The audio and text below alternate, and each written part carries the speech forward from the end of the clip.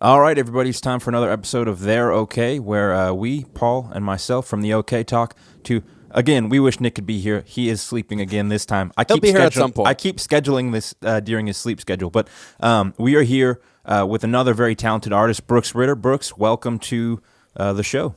Dude, thank you. Good to be here. Let's just kick it off. Let's get it started. Tell us about yourself, your music. What is it that you do?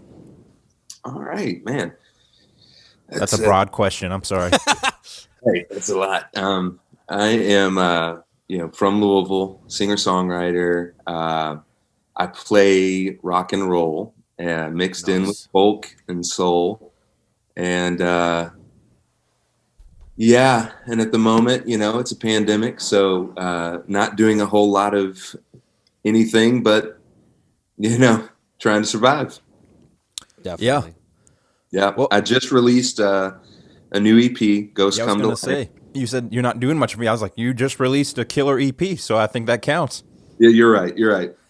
I get caught up in the day-to-day. It feels like we don't do much, but yeah, man, just released that and just excited, humbled, and really excited for people to hear it. I gave it another, I don't know what number listen this was this morning, but recently just listened to the whole thing through, and it's fantastic, so great work. I really love this song. So my favorite was, I do the thing where I just turn on the album and then don't actually pay attention to the song title. Cover Me. Cover Me was, I think, my favorite track from the whole thing. So, not that matters in any way, but just wanted to give props there. Dude, that means a lot. When Zach was telling me, like, yo, you got to check out his new EP, I'm like, all right. And, dude, the first 10 seconds, man, Fuel for the Fire comes out swinging, dude. That just hits hard, man. The way the organs and everything and the guitar, I was like, okay, I'm going to like this. Appreciate that track gets me pumped, dude. Like, I'm putting that on a Get Pumped playlist, dude. That was good stuff. That's your workout playlist, man. That's right. Absolutely, man. Thank you. Yeah. Now, Brooks, I was asking you a little bit before we started if you knew my brother, but I think if memory serves me correctly, because I have a terrible way of remembering things, you and I have actually met twice. Not that you would have been like, oh, yes, of course I remember you. That would be absurd. You're a very handsome man. I mean, well, thank you very much. So are you. It's the flannel. So the first time I for sure met you was at... Now I'm hesitating. I don't like. You're gonna be like, I wasn't there. So we'll see. Was at Dave Moisen's first LP release show. Okay, yeah. That would have been a while ago, but I'm pretty sure we met through a mutual friend. I was kind of young then, I think, though. So absolutely. I guess so were you as well. But I hope I'm not misremembering this night. But did you play that night? Were you part of the act? I was. Okay. And did you and Dave do, Miss Jackson on stage together? Night. The infamous night of I'm Sorry, Miss Jackson. Dude. That was actually, so we both released. He released. Oh, I'm so sorry Yours was great as well. I was there with a friend who was like, hey, yeah, I'm so sorry. I was like 15 at the time or something like that. But dude, that's dope. I wish in hindsight that I had known how incredible of a musician you were, and then I could have been like, I'm excited for Brooks. But at the time, I was like too obsessed with Dave's falsetto. So, dude, absolutely, blinded by it, of course. So tell us about. What record was that for you? That was Gather Round. So that was my second record. Yeah. All I can really remember from that night is I'm Sorry, Miss Jackson. I was wearing a vest. I sweated Who wasn't that year, you know? I was sweating a lot, and that's about it. But I think that was maybe my first introduction to your voice, which is incredible, by the way. I don't know if you get this a lot. I'm sure you get this all the time, that people think your voice is incredible. But do you get those dumb comments where it's like, I don't know that your voice really matches what you look like, man? I do get that. I've gotten that sometimes. Yeah. But fast forward a couple years, I think we actually met, like, hey, this is Zach, hey, this is Brooks. Were you at a Parade Schedule show as like the lead guitarist for Parade Schedule at some point? Yes, I was. Yeah. Is that an ongoing? Let me apologize for the millionth time and probably one of many million more. I am not super familiar with that scene, that group of individuals. It feels like there is kind of a vibe, a culture there that I'm not a part of. But have you been a part of Parade Schedule, at least the Louisville chapter, Yes. for a decent amount of time? So Matt is the Parade Schedule. So Yes. I met Matt. Oh man, we became friends around 2006, 2007, and I ended up playing on that first album of his, and Seeds to Be Planted, I think maybe is the first album, and then we played shows together, and then life got crazy. I released The Horse Fell Lame, and I believe, I then took a little bit of time to kind of like try to focus on music and whatnot, and my music. And then probably around, daggone.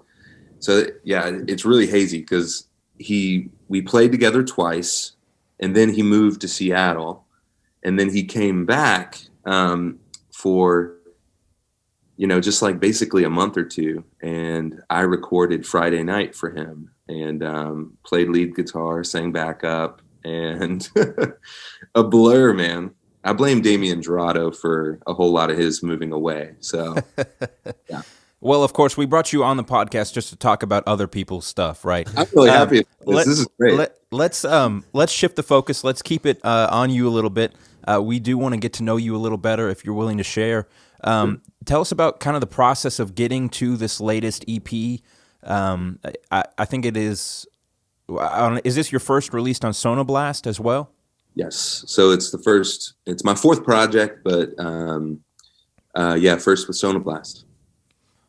So what kind of credits can you give us for the album? What are some other? Again, we're here to talk about other people. I'm guessing, but let me retrace there. What was the Oh gosh, I'm getting flustered now. Paul, you got anything? What was the process like for creating the album? How did you go from songwriting to conception and recording? Yeah. So with just with writing in general, I kind of stay busy with writing, and so it's kind of an ongoing thing. And so with this project, it was just crazy. I had about 30 to 40 songs that I was just like, some were, probably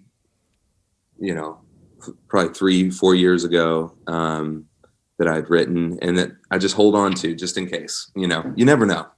So it was just one of those things where holding on to some songs plus brand new ones. And, at the time, I've, released everything kind of just myself doing the indie style. And I just kind of felt like I needed some help. I wanted to reach a new audience. I wanted to kind of get in front of new people. And so I had conversations with Gil Holland, who's the owner of Sonoblast, and from years past. And so I just reached out, and Jackson Swain and I met, and we kind of discussed what it would look like to work together. That was great. And then I'm like, okay, so what about recording? So like, I didn't know where I was gonna, what that process was gonna look like for me. So I reached out to a good friend of mine who lived in Nashville at the time. His name is Vince Emmett, and he's who produced the album. And I was just like, as a friend, would you listen to these demos? Just kind of like give me some feedback, because I want to do a new project. I'm not really sure, what's good and what's not. It's just all there. It's material, and I'm not sure what's connecting with me and what's not. And he said, "New project? Why don't we work on it together?" Sort of a vibe. So I was like, "What?" So it was a mixture of, I've wanted to work with Vince for years, just never worked out. And so, but the stars aligned, and the trajectory, everything was working well. I think I was drinking a lot of water that day, so like it just worked out to where, yeah. So we ended up, kind of just meeting up and combing through the songs, and I really, for the most part, I let him kind of, choose like what songs are really speaking to you, and so it was this group of songs, and I. Personally, I had just gone through a divorce. And so there was a lot of tension in these songs, right? And some more than others, but he kind of zoned in on a few songs. And I was kind of like, oh my God, this is going to be either the most incredible thing I've done, or it's also going to be the most raw. So I'm okay with that. And yeah, that's kind of how it started.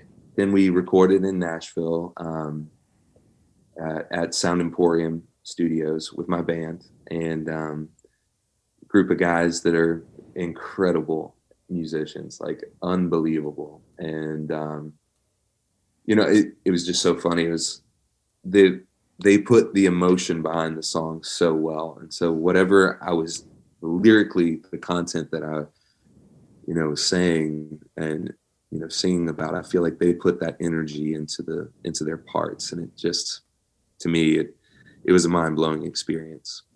That's awesome. What would you say is your favorite track from this newest one? I love, it's like I love them all. That's a hard question. I know. I love them all. You mentioned "Cover Me" earlier. That song, I don't know if you've seen the YouTube video that my wife and I released. Probably it was about 8 months before we actually released. That's more than 8 months. It's been like a year. Okay. But before we released the actual album version. So on YouTube, it's like this. It's very like singer-songwritery, like sure. verse, chorus, bridge, chorus. And when Vince we started to work on that song in particular, it was completely different. He was like, wait, start off with the chorus. And, so we just like really cut that song to pieces. So you can hear the difference if you go to that video and you listen to that versus the album. But I'm really proud of that, honestly, just from a sonic perspective. Lyrically, I really feel like it just tells you a story. And so I absolutely love that. But all of the songs kind of do, right? So yeah. Very much I like narrative, when I write. And so kind of leaves you feeling something. Yeah, I can agree. Cool. I feel like for myself, whenever I go to write, it's always about whatever I'm aggravated about. So I have to always try to break free from that. Absolutely. Cool. Hey, I got a question. What are some artists that influence you? Ooh. Yeah, I know, right? Generic, but also a deep one. Yeah. Gosh, man. I mean, people who I really, I've always enjoyed Ray LaMontagne. I've always loved Crosby, Stills, Nash and Young, the Beatles, the Stones, Marvin Gaye. And then more modern, I love Leon Bridges, The National, Radiohead, Gary That's Clark. Awesome. Yeah. I mean, we can go on, but yeah. Yeah. No, that's cool. Well, yeah, I was curious just because, like you said, when you were like, oh, this is my style, and you mentioned a few, rock and roll and folk and soul. It's like, yeah, you hear all those in your music, so that's awesome. Absolutely. I feel like Radiohead kind of taught me how to tear apart songs in a way that makes it a little more interesting at times. So for sure. That and cool. Wilco. So, yeah. Wilco? Yeah. Cool. Huge Wilco fan. Awesome. Yeah. So how did you get started in music? When did you transition from Brooks Ritter as a man to Brooks Ritter as a musician? That's a man. Oh, when I was a boy, let me tell A young lad. young lad. Yeah, dude. Well, I started playing music and really digging into the guitar when I was about 15 or 16, and it was the acoustic, and I didn't know what I was doing. I just started to try to write songs. I just thought like, hey, my buddy and I played. We actually in like a little CCM group together, little Christian group, and called ourselves Zeal. All Which was right. great. Nice. Super vague, like, oh, cool name, Zeal. But like, so we started writing music, and it was just literally me trying to figure out, what does it mean to write songs and this and that. And so that just kind of continued down this alley and down the road. And, my first album, The Horse Fell Lame, came out in 2000. Technically it was 2008, but it hit iTunes in 2009. And so I was, 25. And that's, out of more or less, The Horse Fell Lame was like the album that I was wanting to make, but I also was like listening to a lot of Sufjan Stevens, a lot of Iron and Wine. And so I was like listening to these people who it's like, this is unconventional songwriting. There aren't like pop choruses. There's not this and that. So I was just really captivated by that. And, I was like, I'm going to write songs without choruses.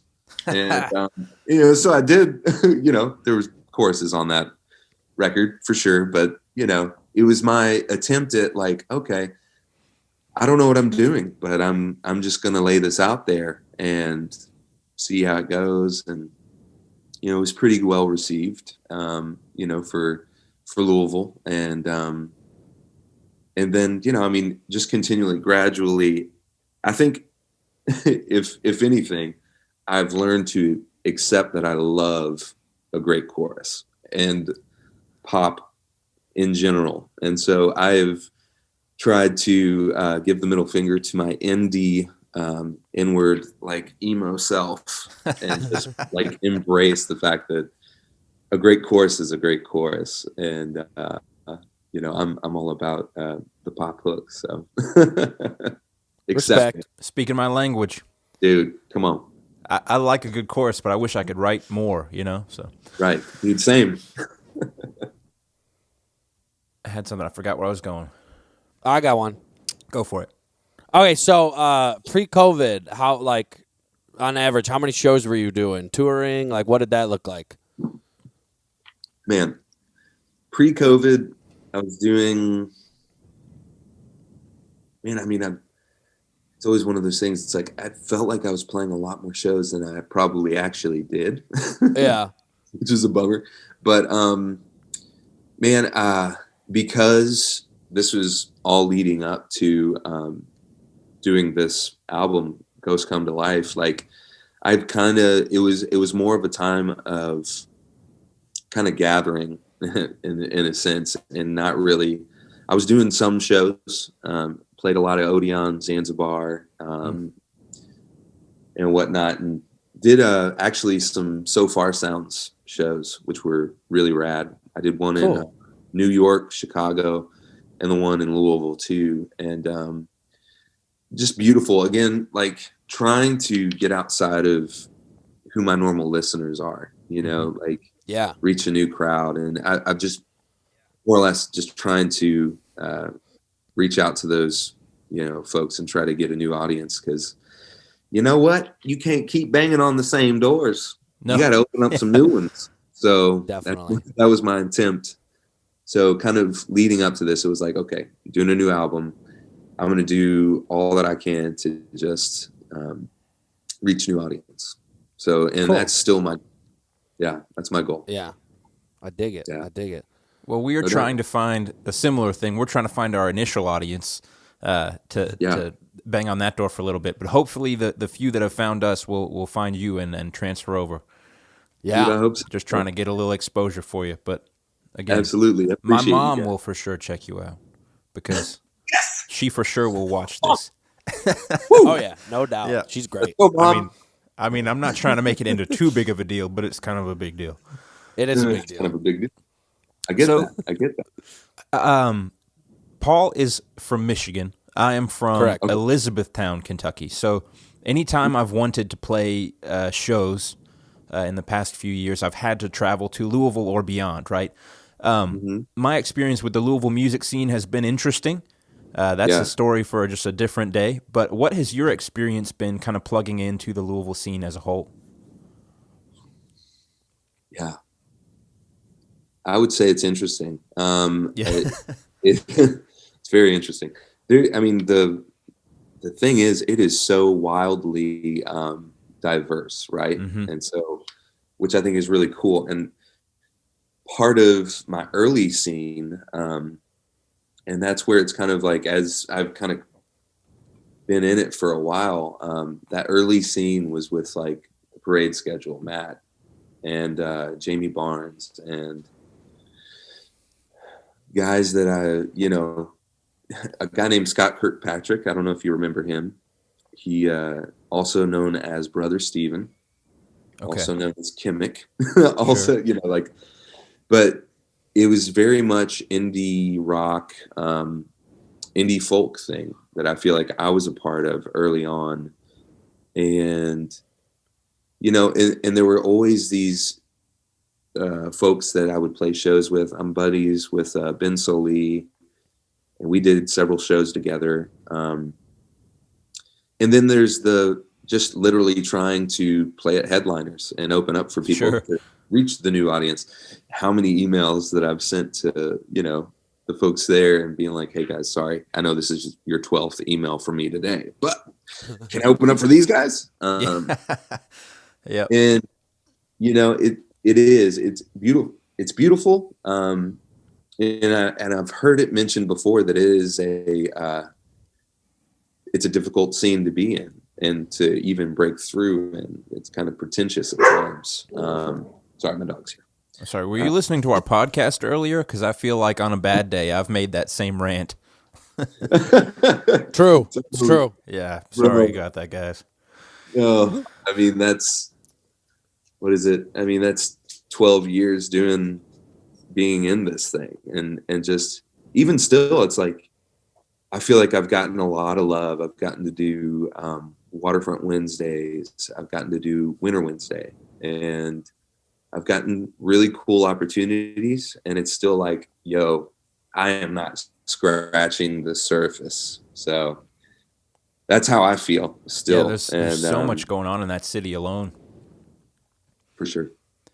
And I love Louisville. I'm a ride or die, been here born and raised, but it's just one of those things where, it's ever growing, ever moving. Yeah. Paul, anything on your brain right now? I just got me thinking about Detroit, and I'm putting Brooks Ritter up here. Like, I wonder how he'd do up here. It's but it's such a similar thing up here. Like, there's so many different, genres of bands and little pockets of scenes and stuff. But I mean, you should come up here when COVID goes away, bro. I'll rep you, dude. For sure, I'd love to, bro. Yeah, I was gonna say not to just sit here and talk about you like you're not here, but I feel like Brooks Ritter could fit in anywhere you put him. I mean, I feel like there's gonna be an audience. Just start getting that name out there. Appreciate you. No, I got one now since I'm thinking about shows and all this stuff. So, live, you play guitar and sing, I'm assuming. Yes. Mm-hmm. Cool. Okay, so you had a show, you walk on stage. Before you hit the first chord, what's going through your head? What are the lyrics? That's so honest. What am I about to say? Don't want to fuck this up. Totally respect that, man. Yeah, man. Very honest of you. That's good. No, yeah. I mean, dude, there's always a flood of emotion, like how are people going to receive it? How many people are out here? Yeah, right. All the things that you're like, yeah. So, but yeah, I have I have an interesting relationship with my own lyrics to where I might mess them up twice a night. Yeah. And on a good night, I might mumble through a word. So Yeah. so, but yeah, man, there's always things. Yeah. So much, right? Yep. So when you're done with the show, what are you hoping people leave with? When you get off stage, what are you hoping people are thinking? Man, I hope people are like, damn, that was something. Yeah. There's always kind of, I just think music in relation to people, music, I think, is one of the most powerful ways to communicate, period. Yeah. You know what I mean? Like on an emotional and spiritual level. And so I'm not like trying to give people religious experiences, but I want people to leave like, damn, that was church, or Yeah. feeling something, like feeling more loved, or feeling just more appreciated or more appreciative of life. And so my hope is that it's like you come to a show, you feel loved, you feel the love, and you want to increase the love into others. So yeah. It's one of the gifts, man. I just think it's a gift. Music is a gift, and just trying to share that gift and share the love is one of the most important things in life as a human, to be able to share that with people. It's awesome, man. Yeah. Cool. Do you have any crazy or impactful or just bizarre show stories that you can recall for us? Bizarre, man. Well, okay, yeah. Okay. Here we go. And it's not even that crazy. So, being from Detroit, do you know anything about the Louisville and the Kentucky rivalry? Louisville. Oh yeah, bro. I lived in Louisville for a couple of years, so yeah, I picked up on that. So yeah, it's one of those things where a lot it's just like a inside. If you're not in Kentucky and in Louisville, you don't feel the heat. And so, Oh man. and we were playing a show the night Louisville played Kentucky. This was 2 years ago, with my new band, the guys who played on Ghosts Come to Life. And Cool. my guitar player is an avid UK fan. I don't know how I find them, but they just kidding. But like, and I'm a huge Louisville fan. Like there's only red pumping through my veins. There is, but that night, I think we got walloped by Kentucky, and it was football, I think.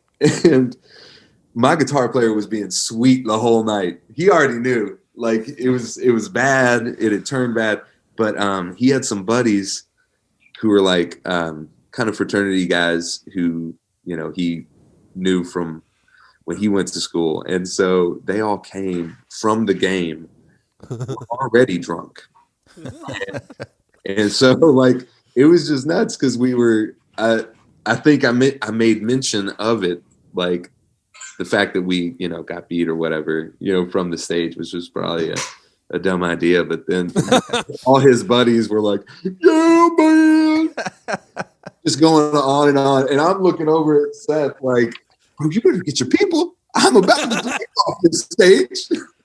So, and that's not like the craziest story, but it was one of the more fun ones. Yeah. And all those guys, nice. even though they were drunk, it was like, all right, we're cool. That happens between Paul and Nick, our guitarist, with hockey. I couldn't possibly care less about sports, but they're on two opposing hockey teams, so. Nick's from Kentucky, and he's a Chicago fan. It makes no sense. Anyway, let's not go there. I mean, it is what it is. All right. Well, anyway, we are winding down here. Zoom's let me know we got 7 minutes left. So, Brooks, I just want to say first, very publicly, I'm very sorry for putting my foot in my mouth several times at the beginning of this thing. But I'm glad you stuck around, and you are just sounds weird to say, but you are like a delight to talk to. So, thank you for sharing with us today. I don't want to leave before we get this out there. So what are the ways that people can find you online? And what is the best way for people to support you as well? What would you like to see from people? Oh man, thank you. First of all, thank you all for having me. Yeah. Great, man. Super fun. Online, you can go to my website, brooksrittermusic.com. Instagram, I am Brooks Ritter Music. Twitter, Mr. Brooks Ritter. Right.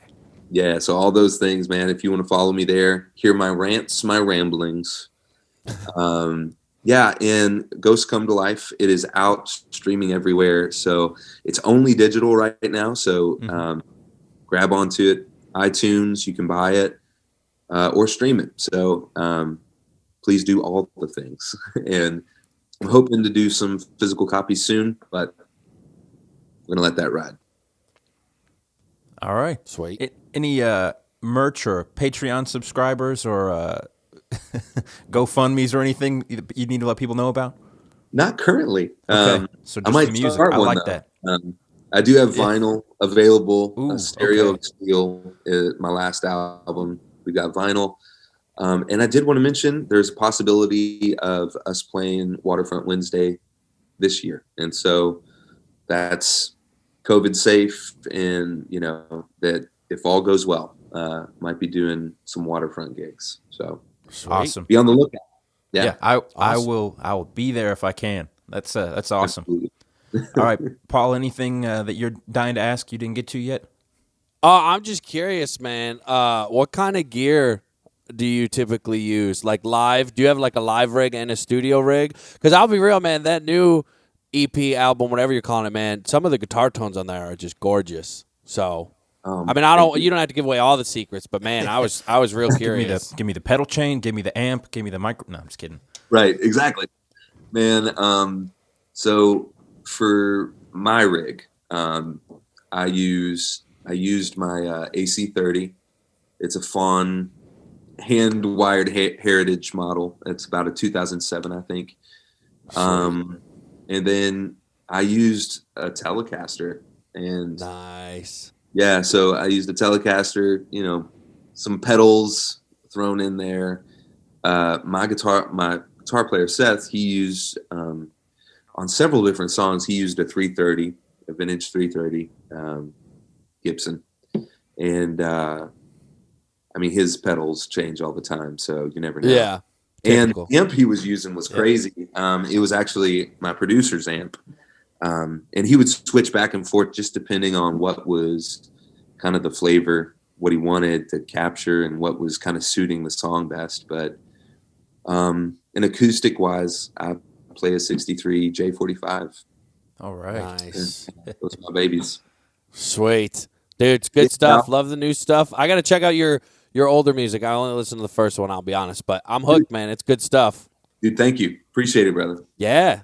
All right, Brooks, I think that's all from us. Thank you again for coming on the podcast. Hopefully it sends a few people your way. And again, I want to encourage listeners, go follow this man, buy his music, and just be on the lookout. Thank you so much, brother. It was really great talking. All right. Take it easy, man. Yep, peace.